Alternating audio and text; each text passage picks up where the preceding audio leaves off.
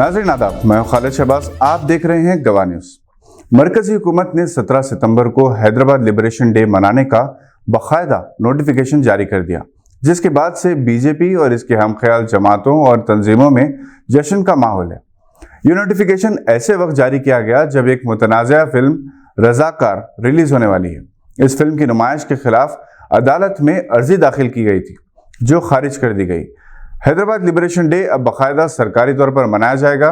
वैसे भी जब से हैदराबाद का सुकूत हुआ है, तभी से मुख्तलिफ जमातें और तंजीमें जश्न मनाती रही। निज़ाम ऑफ हैदराबाद को 17 सितंबर 1948 को इख्तिदार से बेदखल किया गया, मगर इन्हें पहला राज प्रमुख भी मुकर्रर किया गया।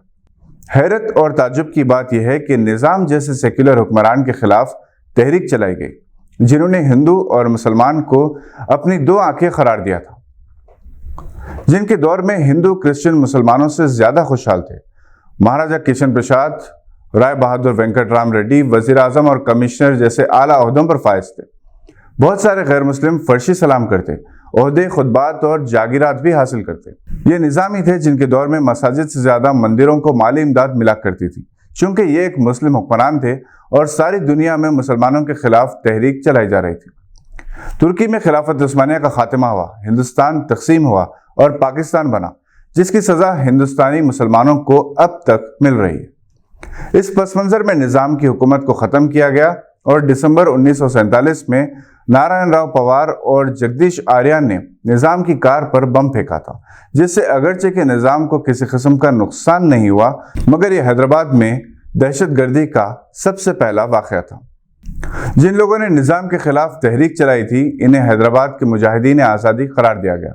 चुनांचे नारायण राव को सजाए मौत और जगदीश आर्या को उम्र कैद की सजा सुनाई गई, मगर पुलिस एक्शन के बाद दोनों को रिहा कर दिया गया।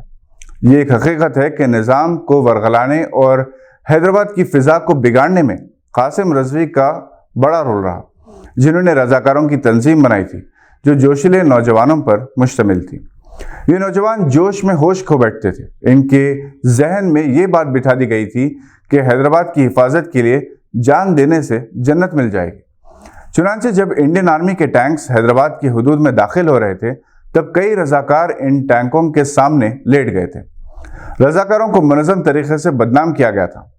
अजीज अहमद मरहूम ने अपनी किताब पुलिस एक्शन में इंकशाफ किया है कि पुलिस एक्शन से पहले और इसके दौरान 3 किस्म के रजाकार हो गए थे। एक तो कासिम रजवी के ज़ेर क़यादत जोशीले रजाकार, दूसरे कांग्रेस के वर्कर्स और तीसरे पुलिस के जवान, जो रात में रजाकारों का भेस बदलकर लूट मार करते, खवातीन से बदसलूकी करते और बदनाम असल रजाकार होते। जिस तरह कश्मीर फाइल्स और दफा 370 की बर्खास्तगी का एक दूसरे से ताल्लुक रहा, उसी तरह हैदराबाद लिबरेशन डे का मरकजी हुकूमत का ऐलान और फिल्म रजाकार की रिलीज का भी ऐसा ही कनेक्शन है। हकीकत यह है कि रजाकारों ने कोई जुल्म नहीं किया, बल्कि सुंदरलाल कमेटी की रिपोर्ट गवाह है कि पुलिस एक्शन के दौरान रियासत हैदराबाद के मुसलमानों का जिस तरह से कत्लेआम हुआ, वो तारीख का सबसे बदतरीन हिस्सा है। अपनी इज्जत बचाने के लिए औरतें कुओं में कूद गई, नौजवानों को गोलियों से भून दिया गया, जायदादें लूट ली गई, और ये सब करने के बाद इल्जाम हैदराबादी मुसलमानों पर आया। हैदराबाद के निज़ाम का एहसान सिर्फ हैदराबाद पर ही नहीं बल्कि हिंदुस्तान पर है, क्योंकि इनके दिए गए गोल्ड और दौलत से हिंदुस्तान ने चीन के खिलाफ जंग लड़ी थी। बीजेपी, बजरंग दल और फिरका परस्त जमातें मजबूर हैं मुसलमानों को बदनाम करने के लिए, क्योंकि इनके खिलाफ जहर उगले बगैर इनका वजूद बेकार है। मुस्लिम हुक्मरानों के कारनामों को तारीख से निकाला जा रहा है। मुस्लिम नाम वाले शहरों और महलों के नाम तब्दील कर दिए जा रहे हैं। ये कोई कारनामा नहीं बल्कि जहनी दिवालियापन है। आज जो ताकतें तारीख बदलना चाहती हैं, आने वाली तारीख इन्हें विलन के तौर पर याद रखेगी। ये थी आज की एक अहम खबर पर नजर। कुछ ऐसी ही अहम खबरों को लेकर हम फिर हाजिर होंगे अगले बुलेटिन में। तब तक के लिए देखते रहिए गवाह।